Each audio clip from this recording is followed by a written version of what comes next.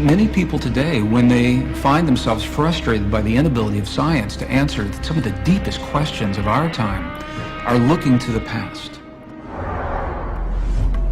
We are reaching a confluence of tipping points in fundamental systems. There's tipping points in the energy system, there's tipping points in the climate systems of the planet, there's tipping points in terms of the financial system, food production, water issues. We're at the moment when all of these things converge, that time when the world is either destroyed or made new or both. Every world culture has always had its own prophecies of an end times. I think it's only natural that people are feeling a connection between our cultural traditions with what is happening in the world today.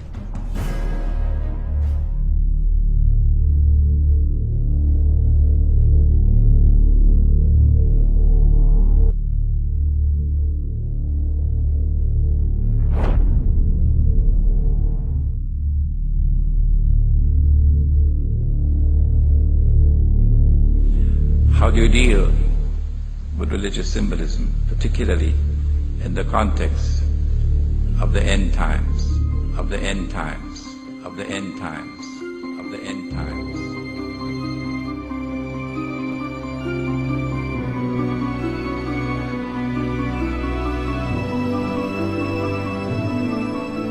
The Blessed Prophet sallallahu ta'ala alayhi wa sallam declared, every prophet warned his people about the Antichrist, about Dajjal, the false Messiah. And the prophet Noah warned his people. But I say to you something that none have said before me. The Antichrist sees with one eye, his left eye. He's blind in the right eye. It looks like a bulging grape. But your Lord is not one-eyed.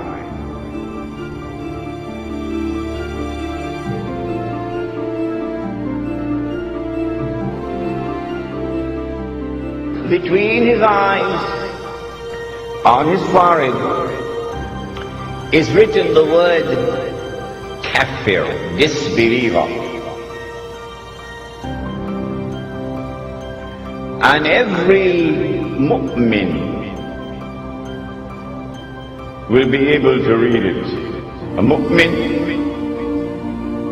is the one who has accepted the religion, the true religion, but has not only accepted it with the lips, but the truth has entered into the heart. The one who has faith is a mu'min. And so every mu'min will be able to read and recognize this believer. Whether that mu'min is literate or illiterate.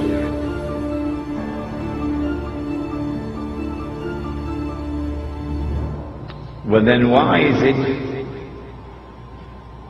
that the one who is a disbeliever cannot read?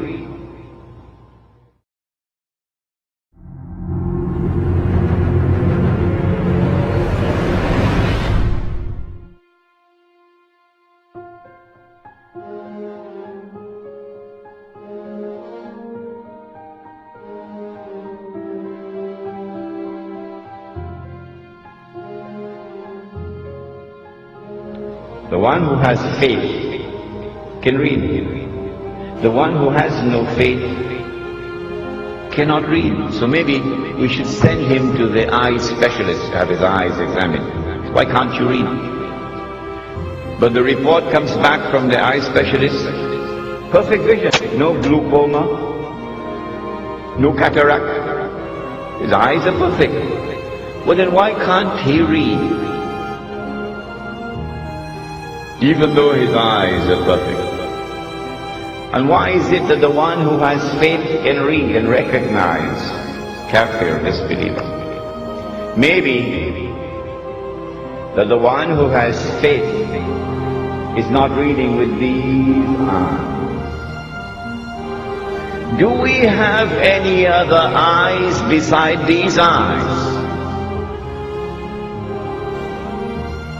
Do we have any other ears beside these ears? Do we have any other means of acquiring knowledge other than through sense perception and rationality?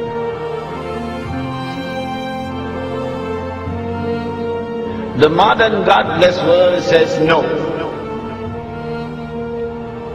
The Quran says yes.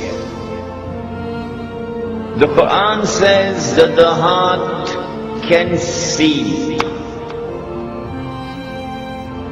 The Quran says that the heart can hear. When faith enters into the heart, then Allah puts nur in the heart, light.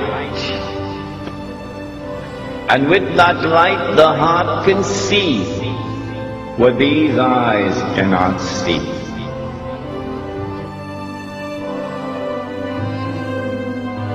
And so now it is plain and clear that when the one who has faith is seeing, he's seeing with more than these eyes.